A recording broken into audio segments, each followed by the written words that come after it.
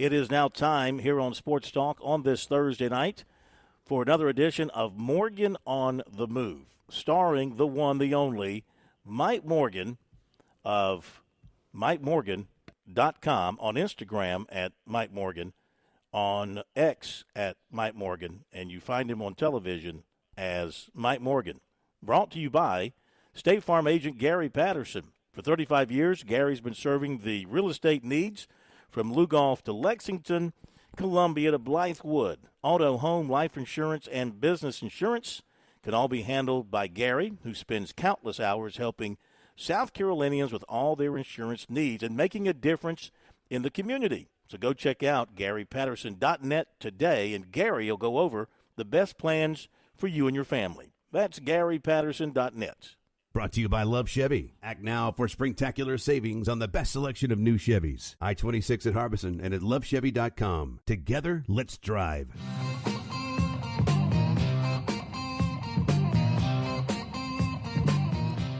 We welcome in Mike Morgan to Sports Talk once again. Good to have him back with us after a little bit of a vacation. Welcome back, sir. I know that you are energized and ready to go for football season. Certainly am. Enjoyed some time in 3 states I've never been in, and I kind of was doing the math on where I would be sent for work, and I didn't think work would ever send me to these 3 states, so it was time to do a little Yellowstone. So we did Montana, Wyoming, and Idaho in a 5-day span. Took the family truckster from one end of Yellowstone to the other, and it was an amazing trip. I encourage anybody and everybody to go out there. It'll kind of give you a good sense of kind of the roots of this country in so many ways. But before we get started with the witty banter and informative give and take, sure. I'm going to throw some flowers out there. First off, to Chris. Chris, congratulations. I found out the Thank news. You, Mike. Absolutely. Found out the news on social media, I think on the way back, late night on a flight going from Bozeman, Montana through Minneapolis.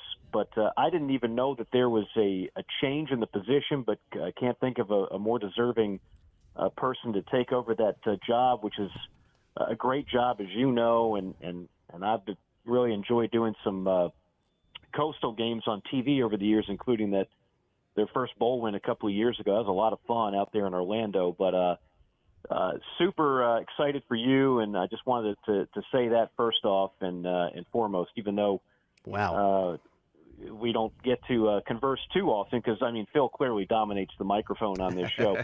Dominates. But I am humbled. Thank you very much. That's nice of you absolutely. To say. Yeah, and listen, absolutely. Hey, Chris, take that. You might want to record that compliment and save it because they don't come easily or often from the morgue. Trust me, that's big time. That is big time. That's only because they're sincere when I actually give them. You know that, Court. But I'm going to, not to be left out, I'm going to give one to you, Corn, because for what? For actually covering SEC Media Days. You know, I know from years and years of doing that first off, that is not a cheap endeavor to cover. So your network, which I know is truly your network, which is hanging by a thread, yes. Yes, I'm sure you're probably taking out that second mortgage now to cover the cost of 4 days in Dallas.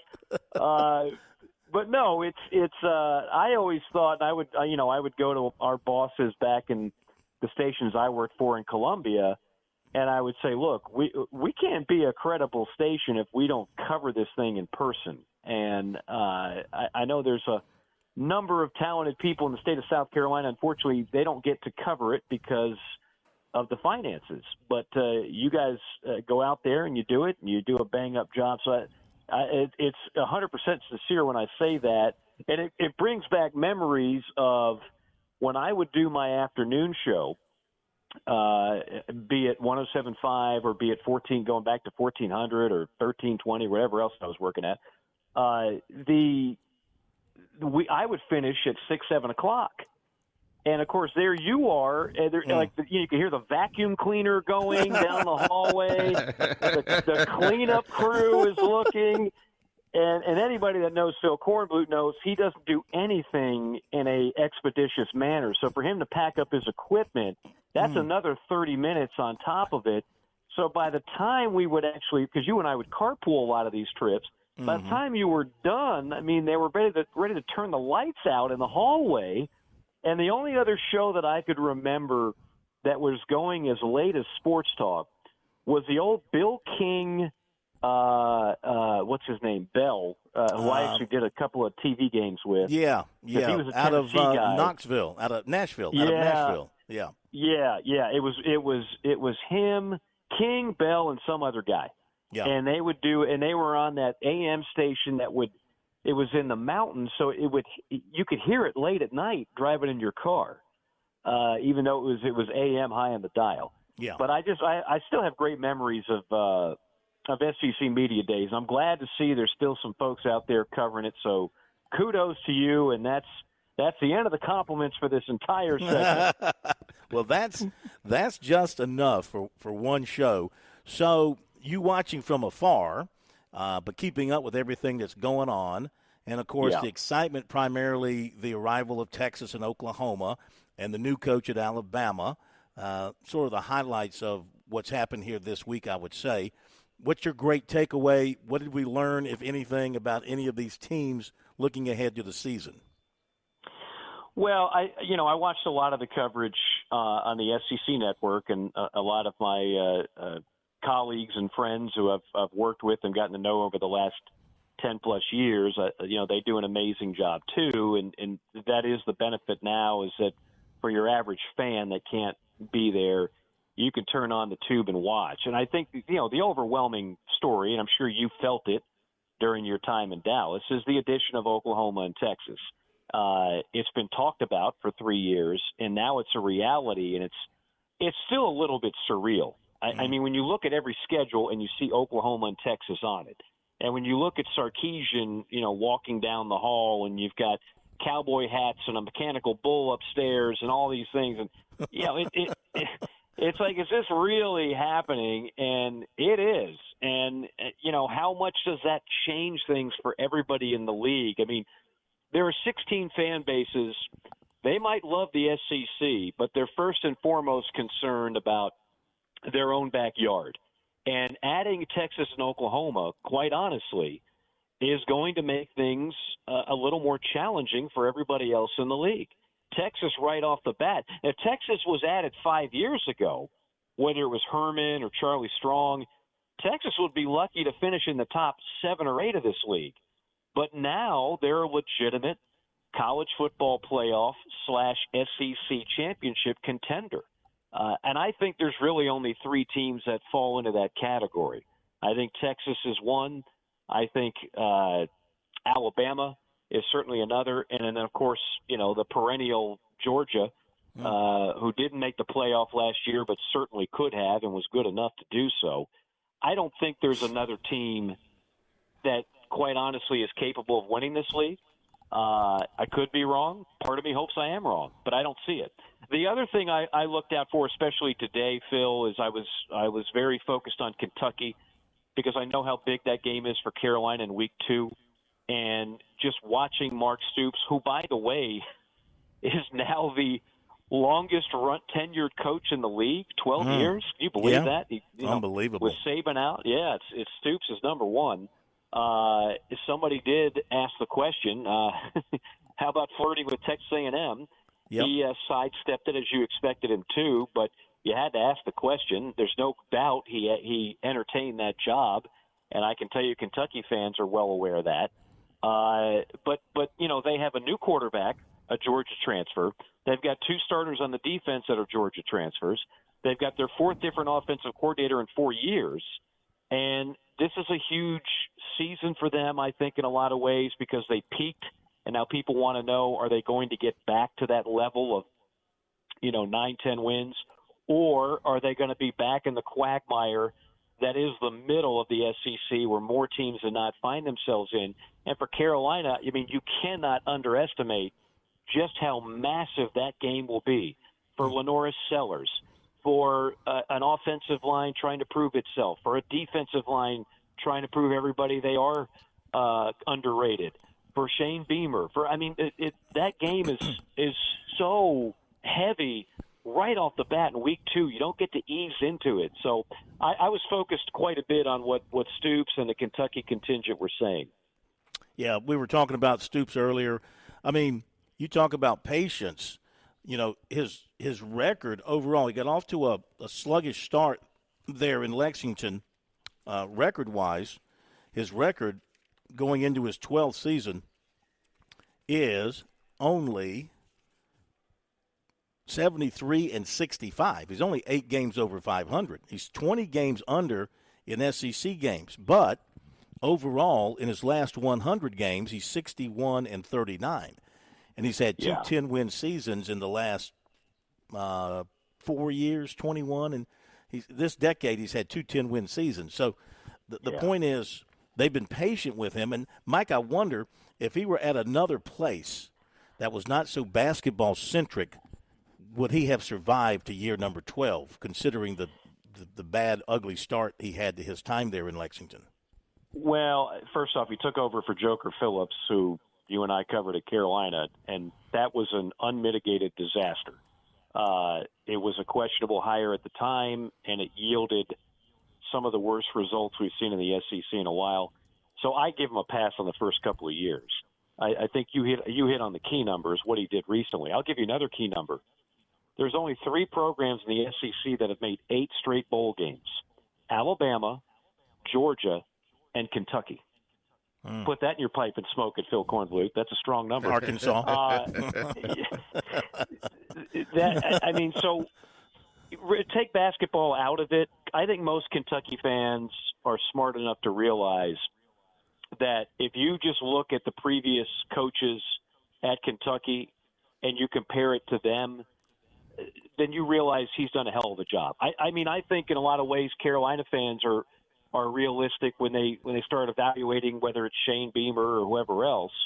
You don't compare the track record to Alabama. You compare the track record to the last 100 years or the last 20 years or the last 10 years. You try to be realistic about things. And that's what a lot of SEC fans are going to have to do more than ever because, as I pointed out before on your show, an 8-win season, very often that'd be something you celebrate. You go out and you buy a T-shirt. You go to a bowl game and you have some memorable wins on there and you feel good about it. Well, now if you win 8 games with this SEC, you might finish 9th place. You know, you might go 8-4 overall, and I don't know, 4-4, 3-5 in the SEC, and I guess you have to be at least 4-4. And then all of a sudden you look at the standings and you find yourself in 8th or 9th place, and it's how much do you celebrate that anymore? I don't know. You almost have to recalibrate things a little bit.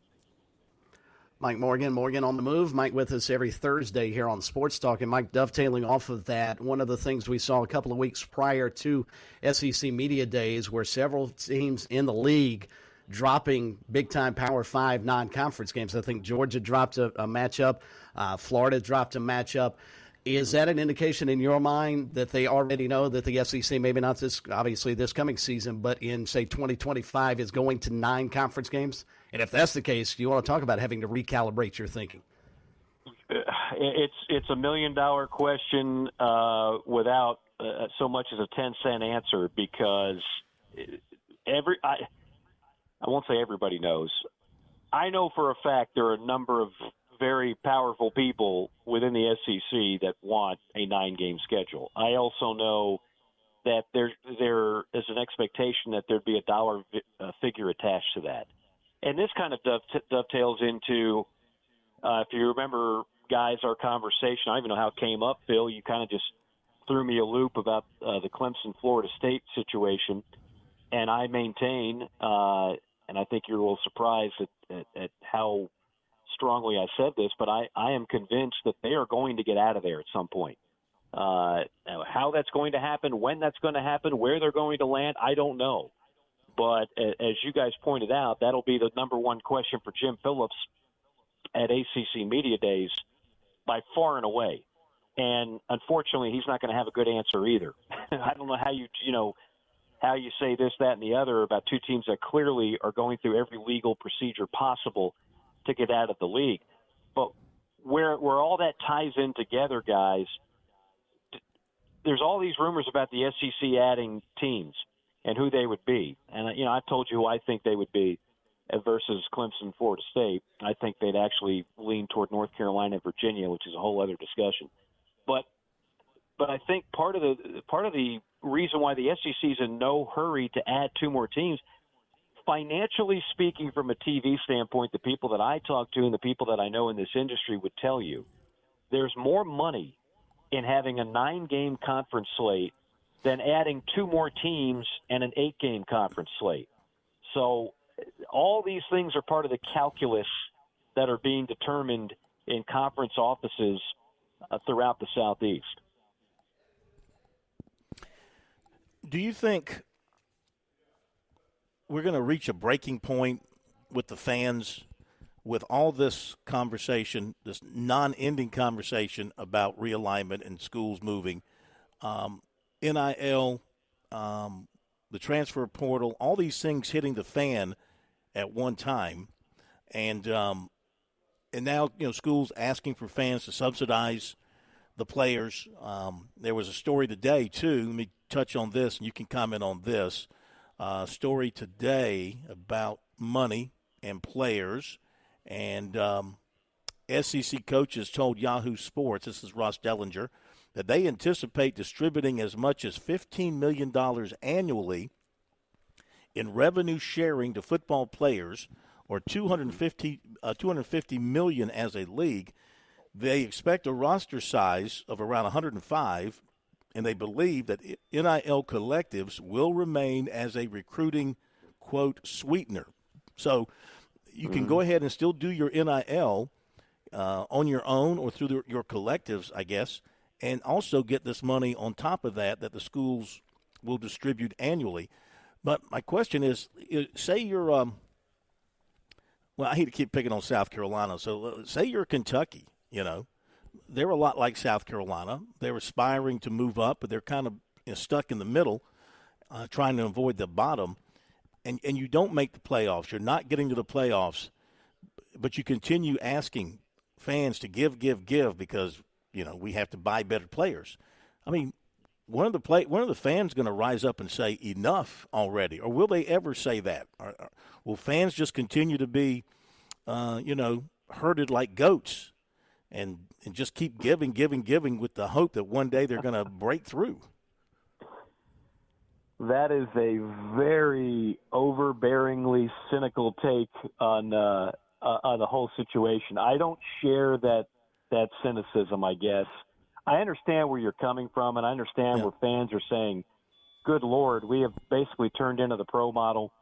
But here's the thing, Phil, and you're around these people a lot, and you've been around these people a lot. You've been around big-time Gamecock boosters and big-time Clemson boosters for much of your career, okay? When you go to some of these outings or these banquets, and the guy comes up to you, and he's the big blankety blank of the block, and he's like, "Yep, I give my hard-earned money because I know what it takes." This has been going on for years. First off, players have been getting money for years. None of us are naive enough to think that doesn't happen, and people have been asked to give money to their particular athletic program, and they've been giving money to their particular athletic program. It used to be we'd have to disguise it as, this money is purely for the new weight room or the new addition to the football stadium. But now it's as transparent as day that some of that money is going to buy the outside linebacker, the 5-star outside linebacker out of Pickens County, or the 5-star quarterback out of Irmo. That's always kind of been part of the equation. And I don't see fans all of a sudden, if you have the means. Now, some people don't have the means, and I totally understand where they say, "Look, I'm priced out of this deal. The bank of my family is closed. So thank you, but good night." But if you have the means, and you and I we don't walk in the fields as some of these folks do. These are people that very often they own their own businesses. They make a lot of money, and their number one passion besides their family is the Gamecocks or the Tigers or whoever else. And so for them, they feel like it's a worthy investment that they're happy to make. So, no, I don't think all of a sudden fans are so turned off by the whole new system that they stop, A, being interesting, and B, if you have the means, I still think many fans will give. All right, last thing, we'll let you go. Now that you're a married man, do you and the wife play the EA Sports NCAA football together, or do you separate? I mean, how do you handle that now? Because I know you're glued to it. Yeah. Because I am a married man, I don't even have a system. I don't even own a system to play the game on. So, no, there was a time where to have that game in my hands and to be able to play it at will and to keep stats and records, and I would have loved it. Now I just stay away from it. It's a gateway drug that I'm not willing to partake in. All right, Mike. Great talking to you. Looking forward to the football season, my friend. Mike, Same thank here. you again. Travel safe. Yeah, Thank you. you. Congratulations again to you, and congratulations to both you gentlemen for the coverage. We look forward to talking to you. Thank you. Appreciate it, Mike. Thank you very much. All right, Mike Morgan. Morgan on the move. Great stuff from Mike, as always. I think Mike should have been one of the voices in the new college football game. I think he I don't should. think he is, though. I think Mike should. And they be could have playing- given him a system and a I think copy of the game. ESPN. I think ESPN, in my own personal opinion, shortchanging Mike. I agree. Because I I'm think not he's saying that phenomenal. because he's a friend. I'm saying because he's one of the best announcers that He's they've really got. good. Yep. But it is what it is. Be back after the break.